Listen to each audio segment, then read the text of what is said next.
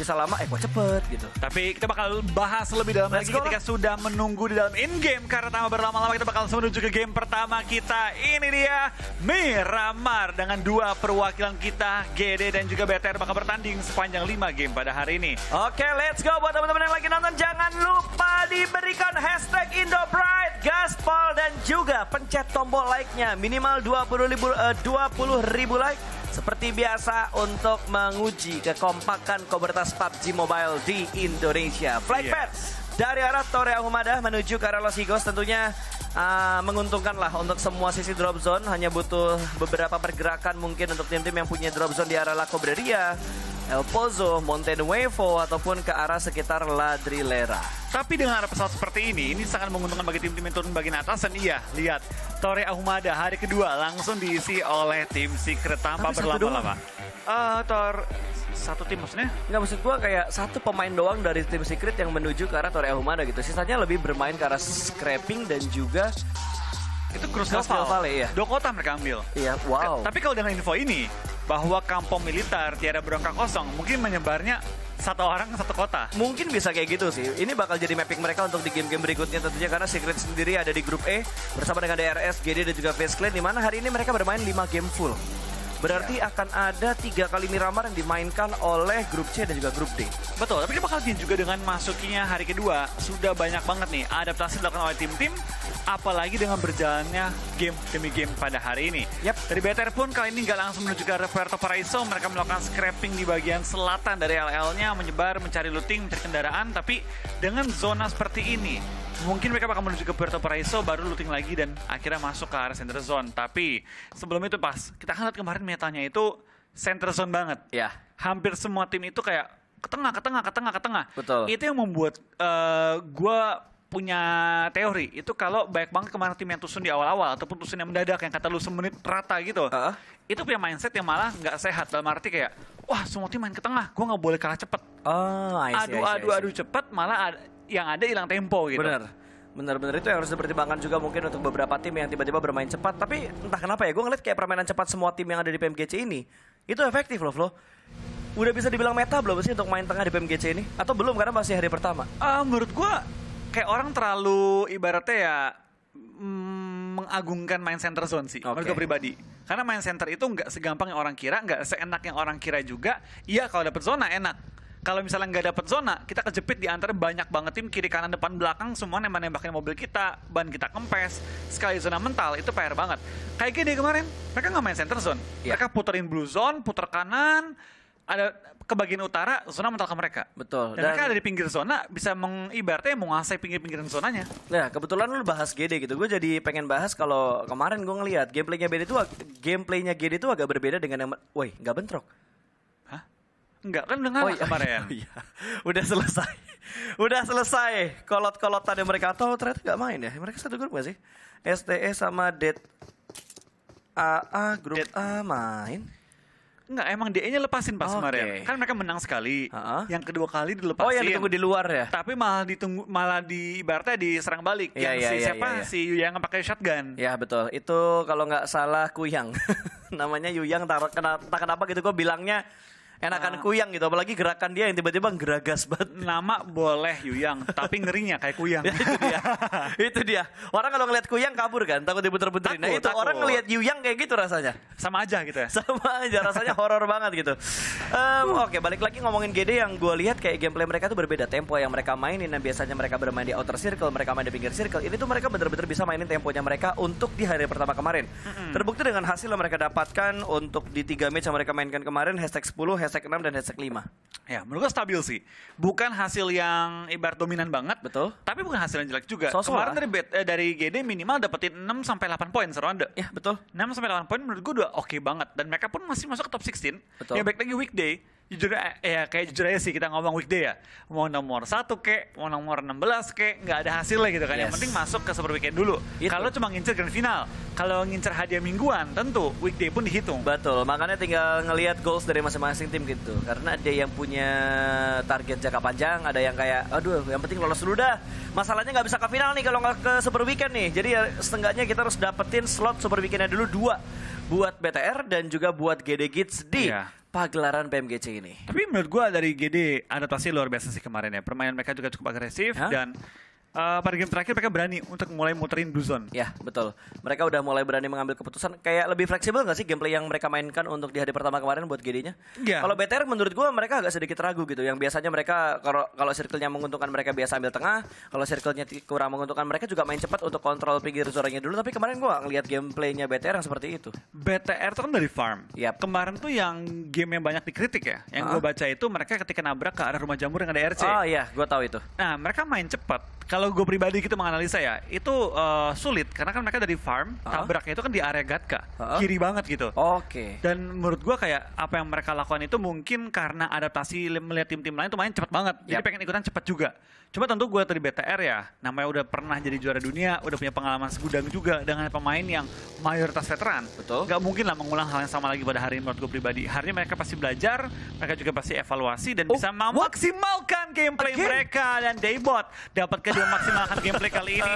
Dan ini meta baru nih pas. Betul. Scouting pakai mobil langsung lewat, nggak pakai berhenti. Dan ini mungkin Daybot sedikit terinspirasi dari Yu yang melakukan pengecekan seperti ini dan memberikan distraction ke arah sebuah tim. Hampir aja tertangkap. Yang gue khawatirkan adalah backup dari pemain Face Clan yang lainnya. Karena Face Clan melakukan setup di arah dua sisi yang berbeda. Dan Daybot memutar balikan kembali kendaraannya untuk memberikan tekanan ke arah Face Clan. Iya, tapi ini dia salah satu strategi yang sudah mulai bisa diterapkan sejak aim assist off. Oke. Lewatin compound tanpa harus terlalu mengkhawatirkan. Harus mengkhawatirkan tapi jangan terlalu. Untuk knock out dari kendaraan karena susah banget. Susah banget nembakin orang di mobil.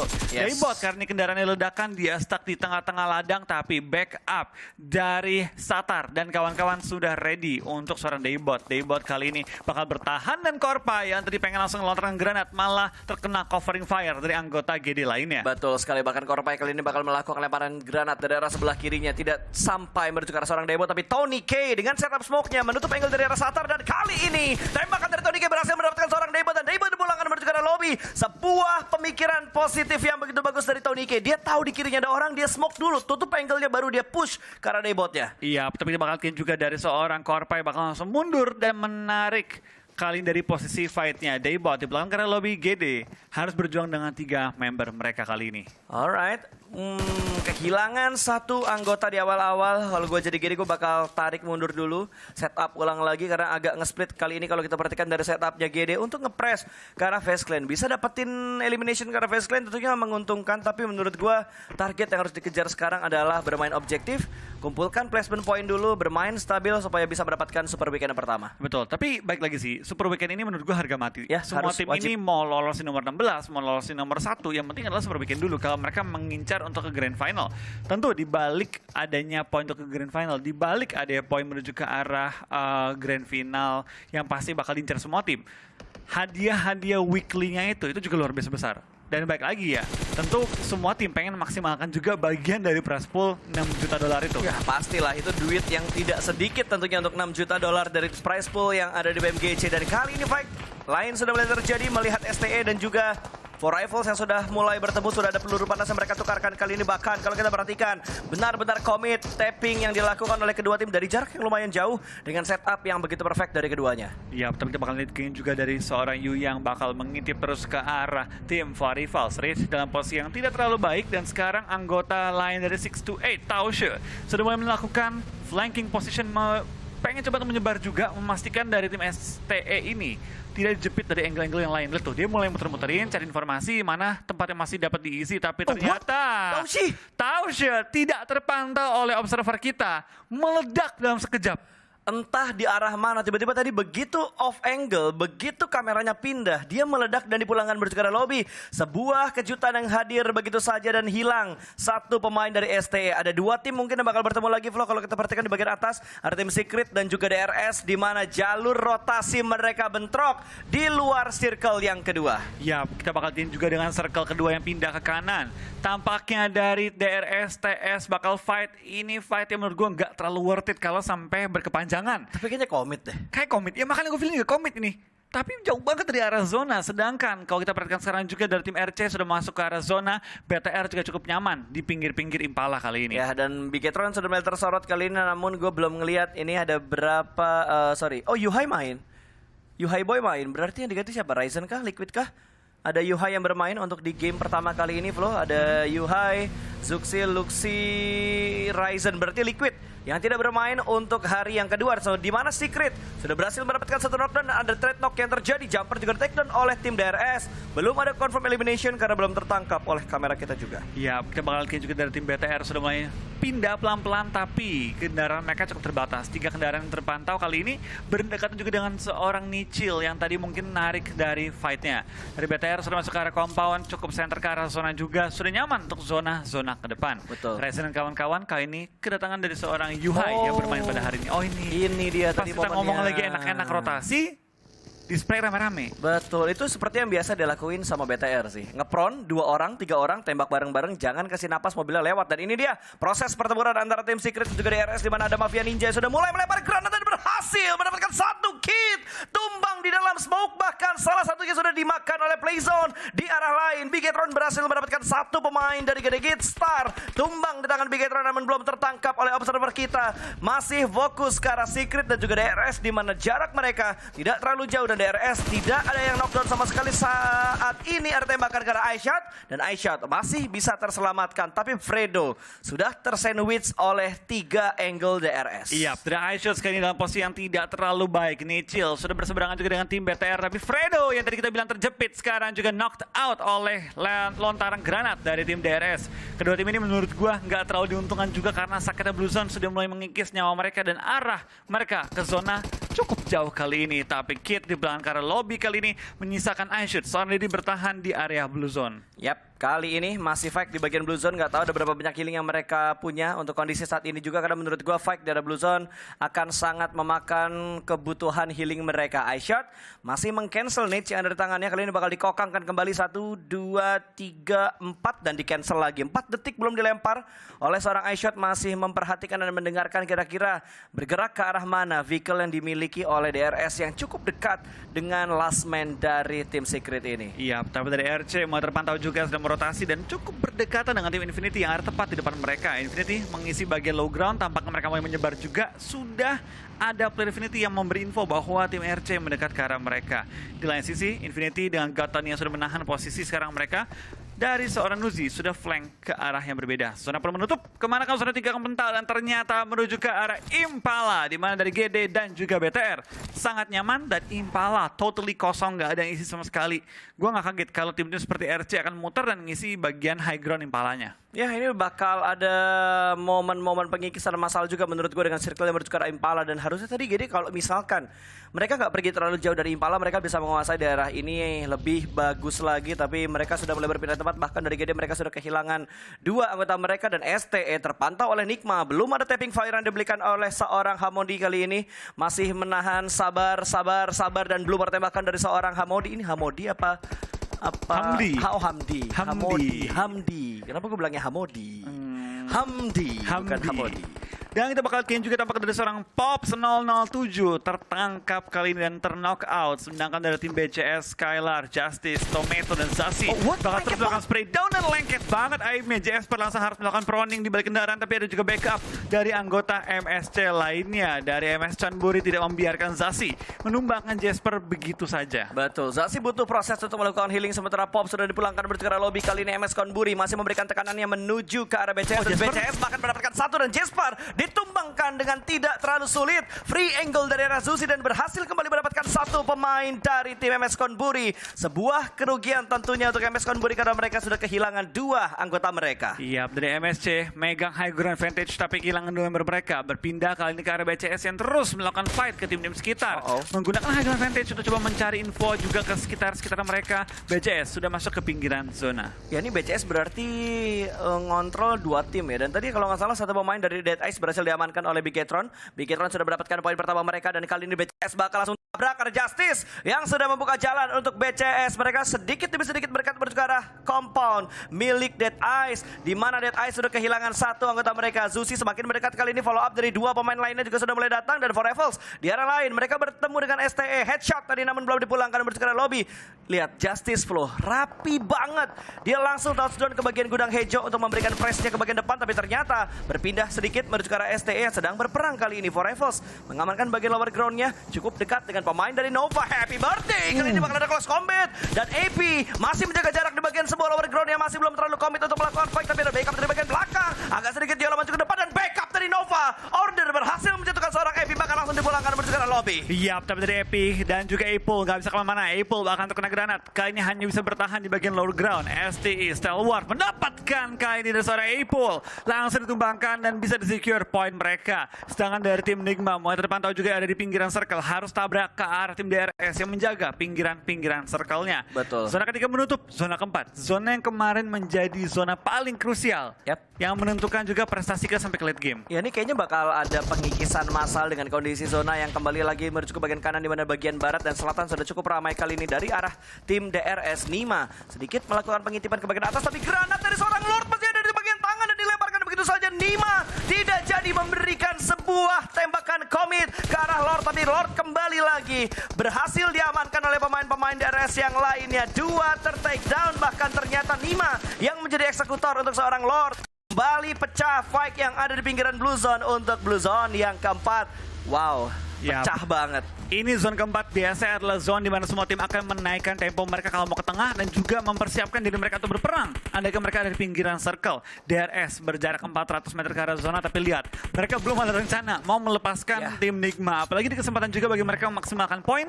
Dan di lain sisi kita bakal lihat dari tim DE bakal masuk ke dalam perangkap dari tim TJB. TJB menemukan 2 poin yang bisa dikatakan cukup free dari lawannya. Salah jalan gua rasa tadi pergerakan yang dibangun oleh TJB dan ternyata bukan TJB, oleh tim Dead Ice tadi menjadi santapan lezat tentunya. Dan kali ini Bigetron mendapatkan lawan baru lagi. Ada BCS yang menuju ke bagian mereka, sementara Ryzen bakal ditugas sekarang menjaga angle bagian atasnya bertemu dengan seorang Tomato. Close combat kali ini Ryzen dan berhasil mendapatkan satu. Ryzen super manggisnya berhasil mendapatkan poin berikutnya untuk tim Red Alliance. Kali ini bahkan Ryzen langsung merespon dengan sangat cepat, melemparkan beberapa smoke menuju ke arah dia untuk menutup angle dari pemain-pemain BCS yang lainnya. Tapi lihat dari posisi lain, cukup banyak tim yang sudah mulai bertemu juga. DRS, Mafia Ninja lagi berperan dengan tim Nova, malah tertangkap juga oleh seorang Manhan dari TJB. Nima dan kawan-kawan harus bertahan di bagian low ground, dan King tahu bahwa ini udah limitnya, nggak bisa terlalu lama fight lagi. Dan tampaknya tim kedua masuk dalam perangkap tim TJB, di mana MSC TG13 terkunci di bagian area Impala juga. TJB lihat, mereka pintar banget melakukan setup. Mereka tahu Impala pasti ditabrak, mereka menyebar dalam upaya untuk menjebak tim-tim lain masuk dalam perangkap mereka. Ya betul, dan biasanya kalau tim-tim awam ya mungkin mereka setupnya di bagian tengah kota dari Impalanya, tapi mereka benar-benar jaga entry dari Impalanya dan berhasil kembali dari seorang Lone mendapatkan satu pemain dari MS Konburi. Ini poin akan semakin bertambah untuk tim TJB tentunya. Ya, TJB melepaskan rumah-rumah yang single room. Ya, di mana mereka tinggal lempar bom, pasti kenok orangnya. Betul. Itu yang mereka incer gitu. Mereka lepasin, udah nggak apa-apa. Lu mau isi-isi tuh rumah-rumah yang cuma sekamar doang. Dan itu menurut gue perangkap yang luar biasa sih. 2 tim ngejebak, MSC bahkan tinggal menyisakan seorang Ponzai kali ini. Tapi dari BTR itu bakal kembali melihat fight mereka. Dari tim BCS tinggal menyisakan 2 member yang terjepit di balik satu kendaraan. BTR pelan-pelan lagi cari informasi, tapi lain sisi GD berperang dengan tim Envy dan bahkan para boy dipulangkan ke arah lobby. GD kali ini bermain dengan cukup galak. Betul. BTR, GD sama-sama tinggal bertiga, tapi galaknya nggak ada obat. Mereka lebih percaya diri nggak sih? Gue ngeliat kayaknya GD di PMGC lebih percaya diri dengan apa yang mereka mainkan di babak Southeast Asia kemarin. Ya, ketimbang saya, ini GD menurut gue jauh lebih pede. Tapi kita bakal lihat juga dari tim GD kali ini memulangkan Jimmy juga. Gak pakai ragu, gak pakai lama-lama. 2 player dipulangkan dan Star low tapi masih aman. Betul, GD masih mendapatkan sebuah lower ground yang begitu bagus, tapi ternyata angle mereka terspot oleh pemain-pemain dari TJB. Bahkan kali ini Satar masih diberikan tapping fire through the smoke dari seorang Sir, tapi masih belum bisa mendapatkan knockdown-nya. Masih bermain dengan tempo yang agak sedikit meninggi, belum benar-benar tinggi. Kali ini kita bakal melihat update circle berikutnya, karena Blue Zone sudah mulai menghimpit circle yang sekarang dan ternyata zonanya semakin menuju ke arah Impala. TJB ada di tengah-tengah circle. Yap, ini dari GD enak sih. Mereka tinggal melipir dikit lagi maju ke arah zona, tapi BTR harus bermain tempo lambat atau harus melakukan sweeping ke pinggir-pinggir zona dia. BTR dalam posisi cukup dilema, tapi mereka masih punya space untuk gerak ke arah kanan kalau mereka pengen rotasi dan tempelin ke arah Impala. Tapi lagi-lagi, kalau mereka nggak sadar dengan jebakan yang dipasang oleh tim TJB, mereka bakal masuk juga. Kayaknya bakal banyak deh yang kena sama jebakan TJB. Tadi kalau nggak salah udah ada 2 tim. Hampir 3 tim. Kalau tadi fight mereka nggak terlalu kenceng sama MSC ya, kayak agak sedikit ngerenggang, mungkin bakal ada tim lain lagi lagi yang datang ke arah tim TJB ini. Tapi fight yang agak sedikit intens tadi tentunya bakal memberikan sebuah peringatan ke arah tim-tim lain yang berusaha menabrak ke arah kompon milik TJB. Malah kalau kita lihat dari arah bagian jalanan kali ini, jadi anak jalanan ternyata Luxi, Ryzen, dan Yuhai akan menghadapi 4 pemain dari FaZe Clan yang sudah berada di bagian seberang. Korpai sedikit membuka jalan masuk ke dalam zona dan TJB semakin tangguh di setup mereka di Impala. Oke, tapi kita bakal lihat juga tampak dari Dapat satu STE order. Action. Tertangkap oleh order last player standing dari tim Nova dan bakal langsung di-secure poinnya. BCS masih berperan juga dengan tim BTR. Terkena covering fire membuat Skylar cukup low dan harus berhati-hati dari seorang Yuhai Boy tertangkap. Ryzen seorang diri bakal bertahan di bagian area dari Blue Zone. BTR terkunci habis oleh BCS yang tahu bahwa mereka juga nggak semaju. Ya betul, ini keputusan yang bagus banget menurut gue dari seorang Skylar. Daripada dua-duanya tryhard maju, malah dua-duanya dipulangkan ke arah lobby. Dan mereka mengirimkan satu pemain mereka di bagian belakang. Tapi ternyata dari Booms, dia punya angle ke arah depan. Dan Luxi ternyata sudah dipulangkan menuju ke arah lobby. ST33Z kali ini berhasil mendapatkan Nimanya. Dan Tony K membackup seorang Mr. 5. Dan cukup dekat jarak FaZe Clan bersama dengan GD. Wah, tapi dari FaZe kehilangan satu member mereka membuat tim GD punya chance Wah, ini untuk susah. nge-push, tapi GD nggak. Dia bakal nahan, bakal coba untuk menjaga areanya saja sementara waktu ini. Tapi dari FaZe bakal di-tapping terus, tapi granat kembali jatuh. FaZe dipulangkan arah lobby oleh TJB dan juga oleh GD dan juga Infinity. Kerjasama, kolaborasi. Kolaborasi 3 tim untuk memulangkan satu tim ke arah lobby. Itu elemennya dibagi-bagi tuh. Iya, bagi poin. GD dapat 1 deh tadi kalau nggak salah. Tapi dari GD sudah mengantongi 5 elimination. Even kalau mereka tumbang sekarang, 6 poin itu stabil. Yang kita bilang, 6 poin satu ronde itu cukup membawa Betul. kita ke arah Super Weekend. Yes, itu yang harus dibutuhkan oleh tim-tim yang ingin menuju ke bagian Super Weekend. Dan what Wow. a Nuzi! 2 peluru atau 3 peluru tadi dengan tapping fire-nya berhasil mendapatkan 1 knockdown dan Ryzen dipulangkan ke arah lobby. Poin masuk ke arah GD Booms menjadi eksekutor untuk Ryzen. Ya, seperti kita bilang pas, andaikan ada perang di awal-awal dan tim Indo yang tumbang, kita ambil positifnya. Paling nggak tim Betul. Indo ada dapat poin banyak. Ya paling enggak tim Indo di elimnya sama tim Indo juga. Iya, paling nggak ya. Jadi- Meskipun kita nggak pengen lihat juga Ya sebenarnya. betul. Setidaknya secara nggak langsung sedikit menguntungkan lah.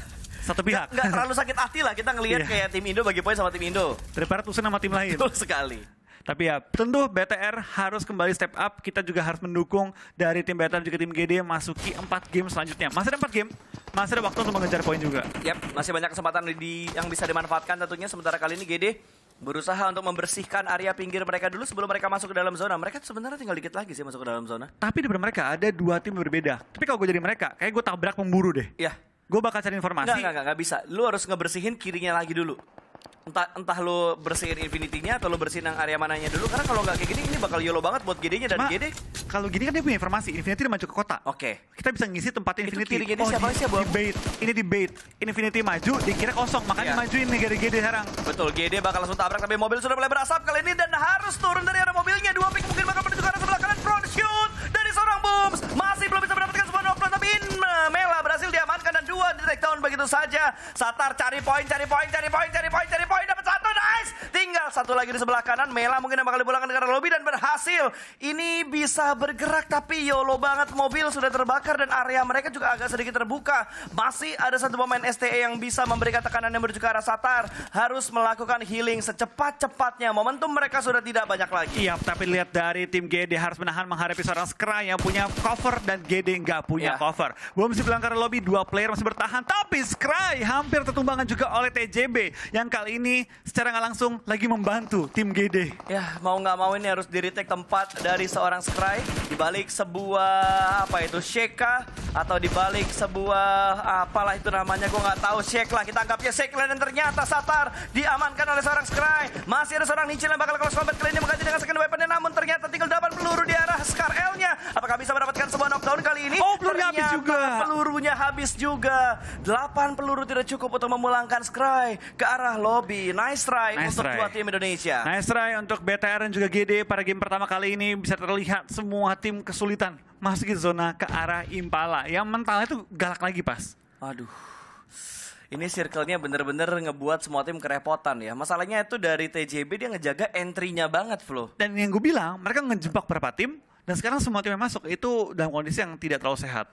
Malah gue nggak ngeliat kayak RC dari tadi perang loh. RC tuh kayak Diem aja. dia lewat jalur belakang, udah diem. Yang gue bilang kan, mereka bisa masuk ke arah Impala, mereka ambil high ground-nya bener. Ambil belakangnya Impala, diem aja udah. Yap. Ya sebisa mungkin jangan kasih informasi kepada lawan bahwa ada mereka. Betul. Siapa tahu bisa ke HBD, dan menurut gue apa yang dilakukan oleh tadi GD itu sebenarnya bagus banget. Cuma sayang banget mereka ke bait sama Infinity. Ya. Mungkin dia kira Infinity semua udah lewat, ditinggalin. Tapi ternyata 2 orang nahan. Itu 2 orang pas, emang udah siap tumbang. Dia nggak bawa kendaraan loh. bener. Dan itu kayaknya yang mau udah ditugasin buat jaga di angle bagian belakang gitu. Dimana biasanya meninggalkan 1 orang di belakang, tapi kali ini Infinity meninggalkan 2 orang di belakang. Iya, dan ya mereka dapetin 1, bikin GD juga sekaligus gagal masuk ke arah zona. Yap. Menurut gue itu gameplay yang udah pintar banget sih. Tidak terlihat ibaratnya istimewa, tapi hal simple yang cukup membuat tim lain kerepotan. Sekarang dan- STE juga dalam kondisi yang cukup berbahaya, tinggal 2 first aid kit, tapi gue rasa dari seorang Scry bakal bertahan hidup selama mungkin. Coba bertahan dan maksimalkan timing hidup kali ini. Ya tapi hal positif ya yang gua rasa ada di arah GD sekarang. Tadi mereka coba loh buat ngedapetin poin tambahan sebelum mereka dipulangkan ke arah lobby. Gue yakin mereka sadar gitu. Mereka udah susah banget buat masuk ke dalam zona. Mau nggak mau mereka ngumpulin poin elimination yang ada di sekitar mereka. Dan mereka ngincar adalah 2 pemain dari Infinity. Betul, dan mereka menang gitu meskipun kehilangan 1 member. Ya, betul. Yang sayang cuma 1 pas, kendaraannya meledak ataupun berasap tadi. Nah, itu. Itu kalau kendaraannya sehat atau misalnya Infinity tadi ninggalin bagi di belakang, itu dari tim GD bisa maju lagi. Tapi walaupun beresiko ya, karena TJB bisa nembak mereka, terus dari 2 pemain Infinity yang udah masuk Bisa duluan backup. juga bisa nge-backup juga, bukan nge-backup, bisa nembakin ke arah GD-nya juga. Ya, tapi ya menurut gua yang sudah terjadi. Ya. Menurut gua GD juga bermain dengan luar biasa. Betul. Mereka sudah maksimalkan posisi mereka dan poin mereka di atas 6. Yang berarti mereka bermain di atasnya standar. Betul? Poin mereka cukup bagus untuk di game yang pertama. Ini BTR nih yang harus kita gembleng juga nih. Let's go BTR! Dan juga GD game kedua lebih bagus lagi hasilnya. Amin. Amin. Ini tinggal 5 tim yang tersisa untuk circle kayak gini. Masuk ke area perkotaan. Ini temponya bakal lambat. Ya, tapi baik lagi zona-zona kota gini tricky banget karena kita nggak bisa melihat musuh kita secara utuh, apalagi dengan TPP. Tim yang tinggal nunggu aja sangat diuntungkan ketimbang dengan tim-tim yang harus masuk ke arah step rumahnya. Betul, dan sudah mulai bergerak. Ternyata Ponsai last man standing dari MS Konburi cukup dekat dengan pemain dari Infinity Nuzi. Kelihatan ternyata dan Ponsai ditembak di daerah sebelah kanan dan dia cukup dekat. Namun nggak bisa memberikan arah counter ke bagian dalam. Terlalu banyak bebatuan kah atau tembok-tembok yang bisa menghalangi tembakan dari Ponsai ke arah dalam dari Infinity. Iya, tapi lihat dari STS sudah menyebar juga. Tapi paling enak RC dari pas. Dia nggak join the fight, dia nggak kasih informasi terlalu banyak. Musuh pun kayak nggak terlalu tahu bahwa ada RC yang sudah mulai melakukan proning di atap rumah. Divine dapatkan seorang Logan kali ini membuat keadaannya sedikit lebih lega di sisi kirinya. Divine percobaan kedua masuk ke arah rumah. Kali ini lemparan bom jarak jauhnya menuju ke arah Logan, ternyata enggak. Tipis, tapi di lain sisi dari Divine dapetin tapping dan juga spray ke arah lawannya. Di lain sisi STE juga kali ini kehilangan 1 player mereka, Yuyang, dipulangkan oleh Sarah. RC yang dari tadi diam dan bersabar, sekarang sudah keluar dari pertahanan mereka. Ini mirip sama Bonafide cara mainnya. Ya, cara mainnya bener-bener bermain objektif dan fight-nya diambil di momen-momen terakhir. Mungkin sama kayak Boom juga lah. Iya. Mungkin sama kayak Boom kalau kita lihat dari tim Indonesianya. Kali ini 3 tim tersisa, 6 elimination dikumpulkan oleh TJB. Ada Lon yang sudah mulai memantau dari arah jendela melihat ke arah Divine yang ada di bagian dalam dari sebuah compound. Tinggal memainkan pintunya aja. Pintu kebuka, gua yakin angle-nya bakal fokus dikontrol untuk mendapatkan Divine. Betul, tapi kita bakal lihat juga dari seorang Divine sudah menjaga sisi ke arah tim TJB, tidak dibiarkan bergerak dengan bebas, bahkan sudah menggunakan asap sebagai covernya dia. Betul. RC kayaknya mengincar ke arah TJB dan juga dari tim Infinity, pengen ditumbangin dulu yang terdekat. Ya harusnya itu yang bakal mereka lakukan. Dan ini berbagi compound antara TJB dan juga Infinity. 2 orang di bagian bawah dari Infinity, sementara seorang Lon ada di bagian atasnya. Wah, Sarah dan terlalu terbuka. diamankan oleh seorang Sir. 1 ter-takedown dan Logan masih menjaga di bagian jendelanya. Namun TJB bergerak sebagai unit. Kali ini 2 orang di bagian broken wall-nya. Logan di bagian dalam ada jump shoot. 2 kali jump shoot masih belum bisa mendapatkan seorang Logan, tapi push bakal segera dibangun. 3 orang tabrak dan Logan dipulangkan ke arah lobby. Tapi RC sudah melakukan revive juga terhadap seorang Sarah. Ini bakal jadi 4-on-4 situation. Lagi-lagi late game yang begitu seru. Kembali tampilkan di PMGC. Ini yang gue suka banget. High level play. 4 lawan 4. Oke, tapi butuh menyelamatkan seorang Sarah dan ada penyeberangan juga tadi. Ada sedikit body hop yang dilakukan oleh pemain-pemain dari TJB sedikit. Memberikan distraction dan Lon di bagian atap kembali diamankan. Duelo mengontrol arah lantai 2-nya dengan begitu bagus. Namun kali ini ada sedikit pergerakan yang semakin nge-push dan lihat Sir melemparkan granat ke bagian atas, meletup dan stone granat ternyata yang dilemparkan ke arah Duelo. Tapi dari Sarah sudah mengambil sisi kiri dari tembok ya. Dia kayak tahu Manhan ngumpet di mana karena tadi sempat ngukang bom juga. Yep. Manhan tadi cukup beruntung. Damage dari bomnya hanya mengikis setengah setengah nyawanya, tidak sampai tumbang. Kalau sampai tumbang, pertahanan dari tim TJB itu buyar. Tapi saran dari tim RC, dengan mereka sudah melakukan revive 4 lawan 3, mereka punya satu pemain yang dapat digunakan sebagai bait. Ini harusnya ada granat sih. Kalau misalkan ada granat, ini enak banget buat nge-push ke arah tim TJB-nya. Tapi ternyata mereka bakal membangun sebuah komitmen untuk tabrak ke bagian depan dan berhasil mendapatkan satu lagi RC. Unggul dari jumlah pemain, kali ini menyisakan satu pemain dari bagian luar. Ingin mendapatkan satu orang lagi, tapi ternyata mereka sedikit menurunkan temponya. Dan ternyata malah RC di-take down dua pemain mereka. Ada sedikit refrag yang terjadi dan TJB yang ternyata berhasil mendapatkan winner chicken dinner. Kesabaran dari TJB. Gua nggak ngerti gimana caranya dia tiba-tiba bisa membalikan keadaan tersebut, tapi What? mereka WWCD. Mereka WCD.